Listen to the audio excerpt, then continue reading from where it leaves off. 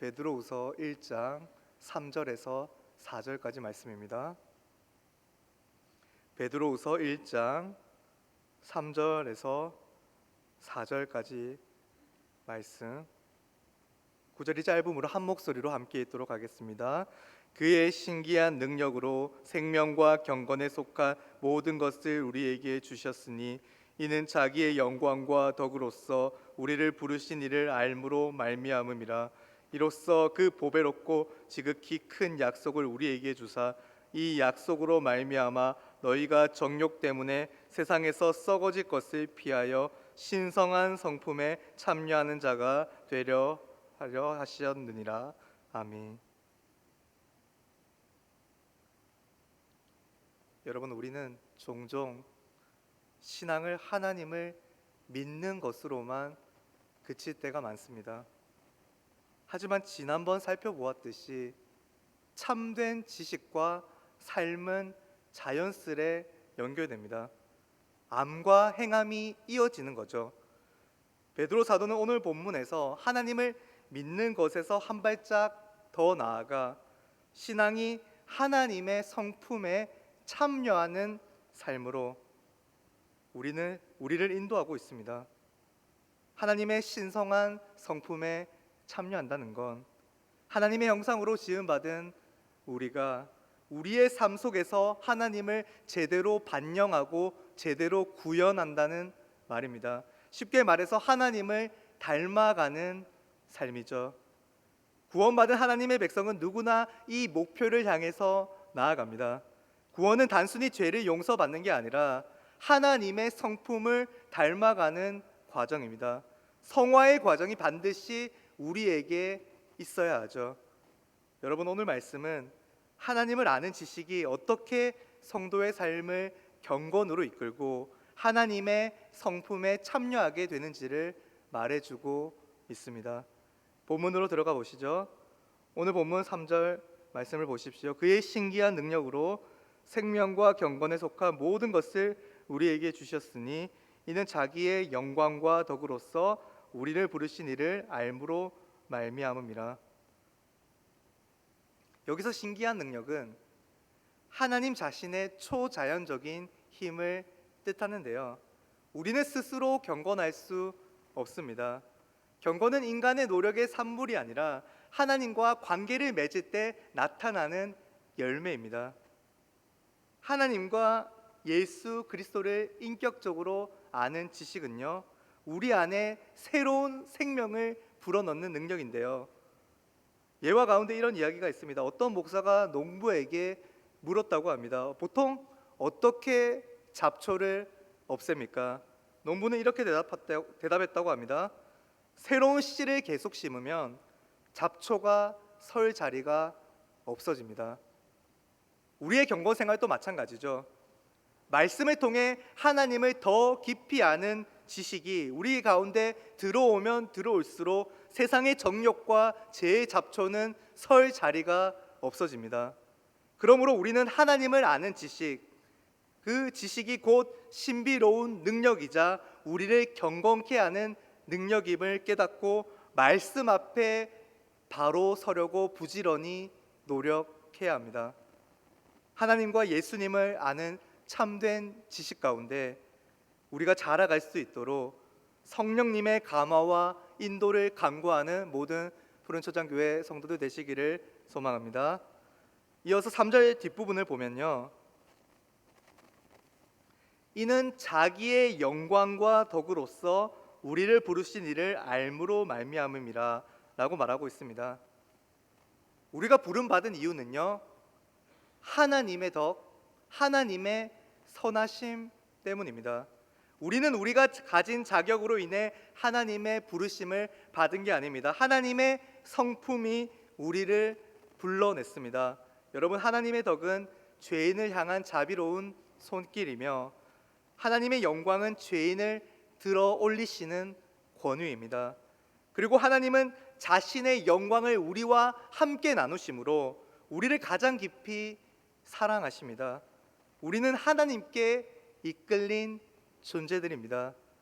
하나님은 하나님이 가지신 성품, 하나님의 사랑과 영광으로 우리를 끌어당기셔서 우리의 삶이 그분의 아름다움을 닮아가며 세상 가운데서도 그 아름다운 덕을 선포하게 하십니다. 여러분, 예수님을 믿음으로 생명과 경건의 본성이 주어진 우리들은요, 한 사람도 예외 없이 다 하나님의 성품을 닮아가는 삶을 살아가야 합니다. 그런데 우리의 성품이 점점 더 변화되어 가는 것은요, 하나님의 보배로운 약속에 의한 것입니다. 4절 말씀을 보십시오. 베드로후서 1장 4절 말씀 함께 읽겠습니다.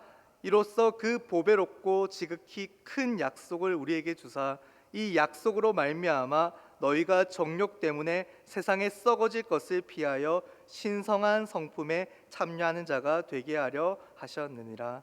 아멘. 보배롭고 지극히 큰 약속은요, 바로 복음의 약속입니다. 예수님의 십자가와 부활을 통해서 주어진 새 생명과 성령의 내주하심을 뜻합니다. 우리 안에서 일어나는 성령의 역사가 가장 확실한 하나님의 약속이고, 이 약속 안에서 우리는 하나님의 뜻을 성취할 수 있는 능력을 얻게 됩니다. 여러분, 신성한 성품에 우리가 잘 참여할 수 있도록 성부, 성자, 성령 삼위의 하나님이 우리를 위해 열심과 지혜와 능력을 쏟아부으십니다. 우리가 그 은혜를 안다면 거짓 선생들, 거짓 우상들의 달콤한 유혹을 썩은 음식처럼 여기게 될 것입니다. 베드로 사도는 말합니다. 이 약속으로 말미암아 너희가 정욕 때문에 세상에 썩어질 것을 피하여. 주님이 허락하신 은혜, 무엇보다도 우리 안에서 활동하시는 성령의 소욕에 의해, 거룩한 의지에 의해 우리는 정욕이 이끄는 자리를 피할 수 있는 자유가 주어지는데요. 여러분, 우리는 하나님이 우리에게 허락하신 의지에 따라 헛된 자리를 피해야 합니다. 왜 피해야 하죠? 성령의 소욕과, 우리 안에 있는 성령의 소욕과 죄의 소욕은 계속해서 우리 삶에서 충돌합니다. 따라서 죄를 지을 수 있는 정욕의 자리에 계속 머무르면 신성한 성품에 참여하고 싶은 마음이 사라지게 됩니다. 그 자리에 있으면, 그 정욕의 자리에 계속 있으면 계속 허망하고 썩어질 것을 구하게 되고, 탐심과 탐욕에 사로잡혀 자기 스스로 컨트롤이 힘든 중독의 상태에까지 이를 수 있습니다. 여러분, 우리가 불타는 집에 있다면 반드시 그 집에서 나와야 합니다. 가만히 머물러 있으면 타 죽게 됩니다. 그러므로 신성한 성품을 참여하고 하나님을 제대로 닮아가려면 일단 그 정욕의 자리를 피해야 합니다. 여러분, 정욕은 우리로 하여금 세상에 썩어질 것을 구하게 하는 무서운 녀석입니다.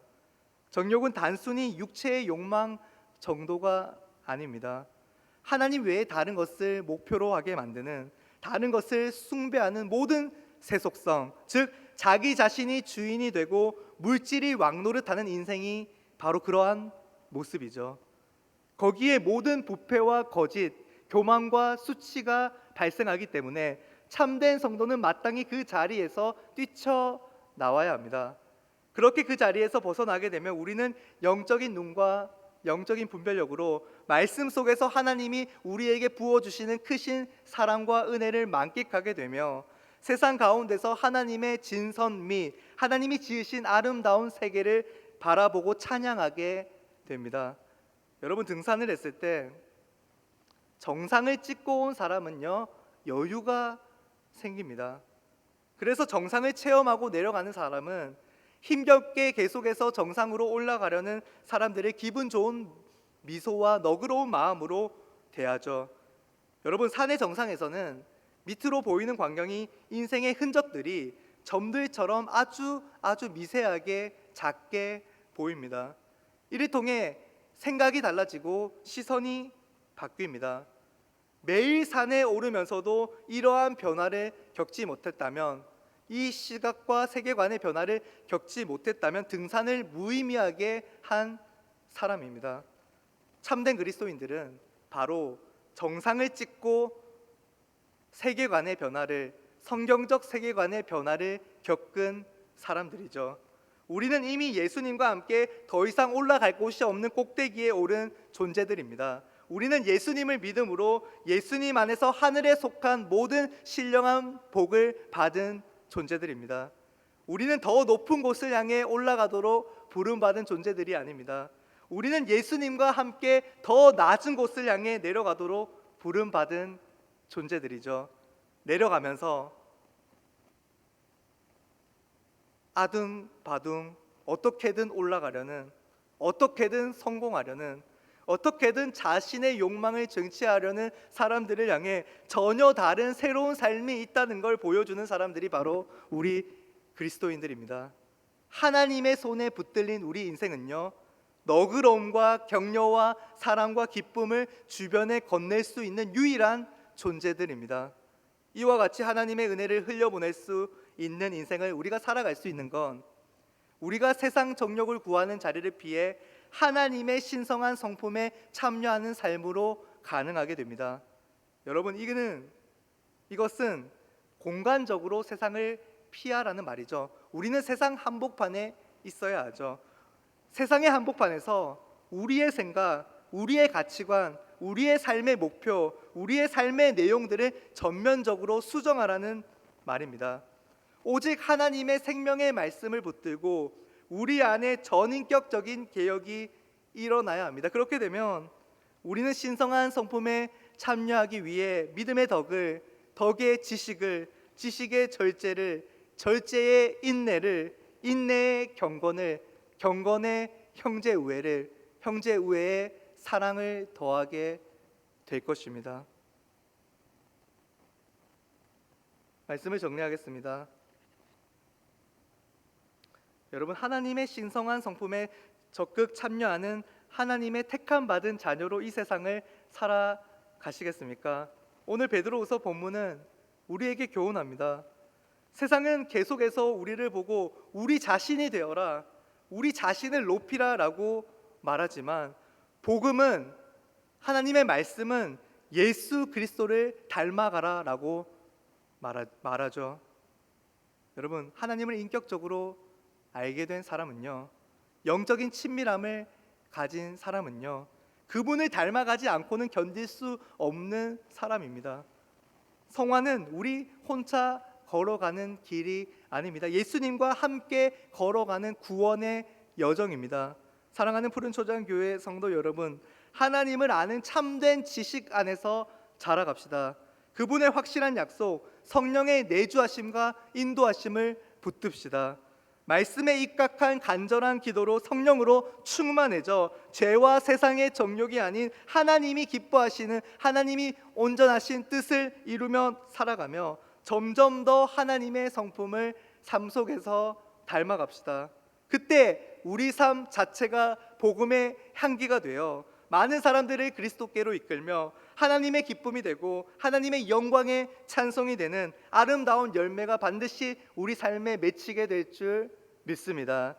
우리 모든 푸른초장교회 성도들이 날마다 하나님을 향한 간절함을 가지고 하나님을 의지하고 신뢰하며 말씀과 기도의 자리를 사모하면서 하나님의 사랑을 먼저 받은 자로서 다른 사람들에게도 그 크신 사랑을 전할 수 있는 하나님을 본받는 자녀들이 다 되시기를 간절히 소망합니다. 찬송하고 기도드리겠습니다.